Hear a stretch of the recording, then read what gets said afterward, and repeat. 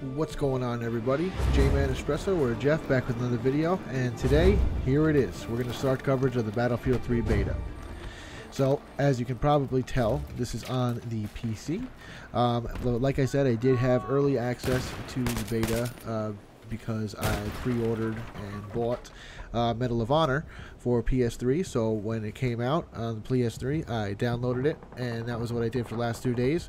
But here's the thing. Haven't played on the consoles in a while for a shooter. Aside from Assassin's Creed, I played that through again.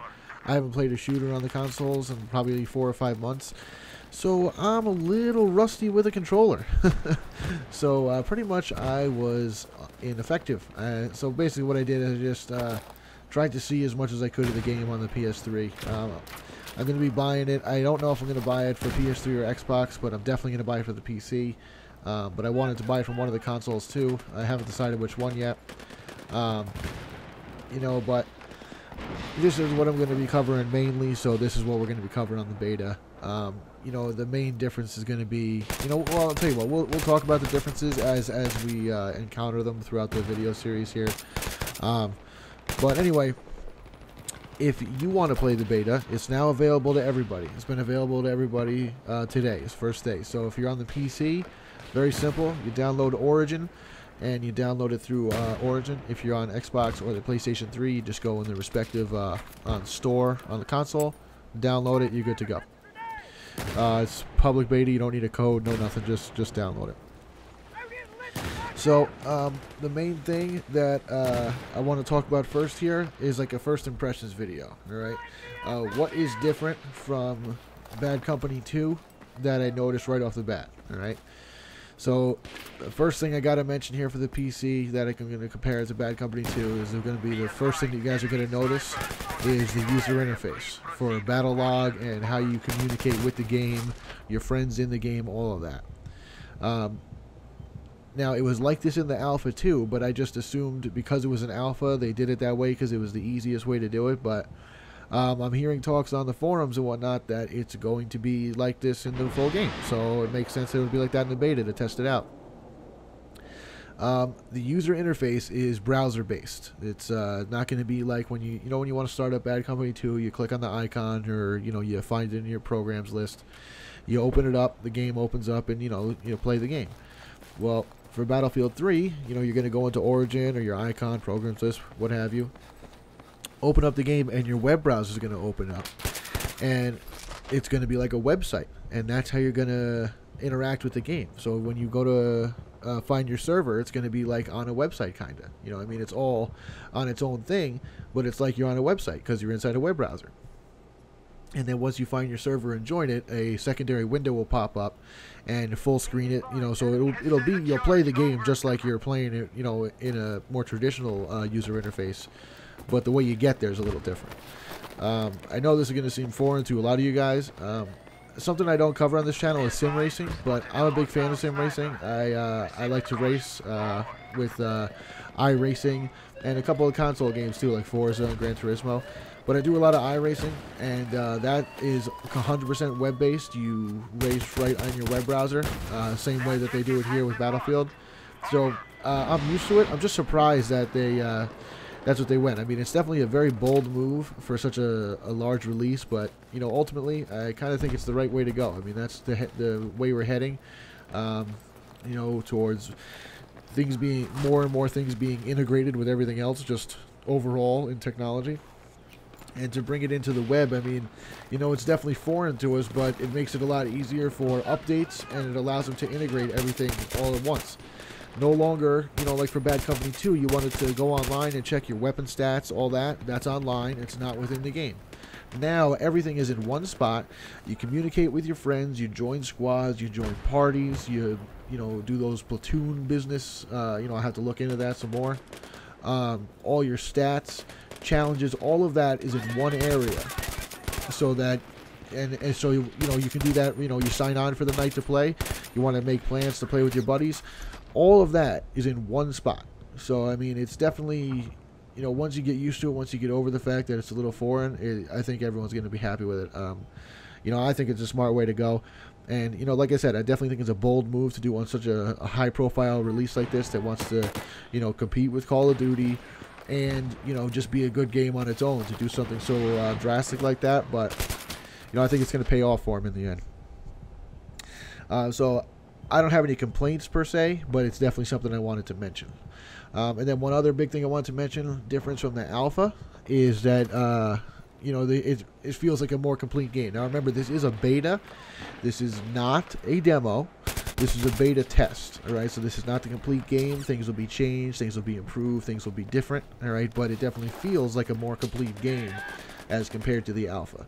So now you have a whole menu that you can access, so you can change key bindings if you want to. I know that's a big help for me. I don't play with the standard control scheme with the standard buttons doing all the right stuff that they have as default. I change a lot of things around, so that's real helpful for me. But the other thing that they have is, I'm sure every PC player is glad that's in there, graphical settings. And they gave you every graphical setting that you could want. There's 2 different settings for anti-aliasing. There's ambient occlusion, 2 different settings. And then there's low, medium, high, and ultra for, you know, graphic settings, effect settings, textures, shadows, all of that. And you can really tweak it to work the best way that you want for your system setup. Now, my current system is a X4 965 quad-core processor. It's an AMD processor. I have it overclocked to 4.2 gigahertz. I have it underwater, and then I have Crossfire 6870s. Now, that setup allows me to, on a single 1920 by 1080 monitor, so a 27-inch 1920 by 1080, I can max out the game. I can run 4x anti-aliasing. I can run HBAO ambient occlusion. I can run everything on ultra. And if I'm not recording gameplay, then I get pretty solid, you know, I probably average about 55, 60 frames a second. Now, when I'm recording gameplay, it's a different story, depending on what I use. Now, I haven't been able to use DxTory with this web interface. I don't know if that's going to be like that in the full game or not. But Fraps does, you know, uses your CPU to work. So when I'm recording, I get a little bit of a lower frame rate. So I have to turn down a couple of the settings. But I'm still able to almost completely max it out and get about 60 frames a second. I just have to turn down 1 or 2 things here and there, like maybe a little less anti-aliasing, switch the ambient occlusion style. But I mean, the game looks absolutely gorgeous. And then when you go underground, you can run it maxed out a little easier. It's just out here in the open like this.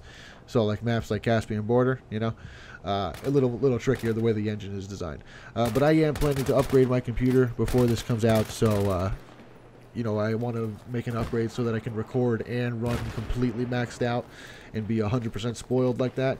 So I'm going to be doing an Intel upgrade, and I'm going to be doing, I'm not 100% sure what I'm going to be doing for graphics cards, but I know I'm going to be going with a new chip and then a couple new graphics cards in there too. But anyway, the other thing I wanted to talk about is just the environment that you're playing in and how different it looks and feels from Bad Company 2.